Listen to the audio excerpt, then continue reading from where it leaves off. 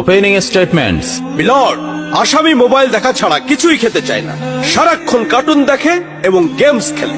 আসামি সম্পূর্ণরূপে মোবাইল আসক্ত। Objection milord. Objection overruled, you may proceed. আসামি তার বাবার মোবাইল দেখতে দেখতে হাত থেকে ফেলে ডিসপ্লে ভাঙারও রেকর্ড আছে।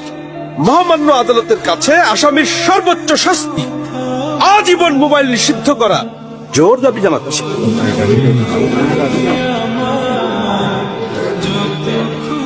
Order, order. আসামি কি কিছু বলতে চায়?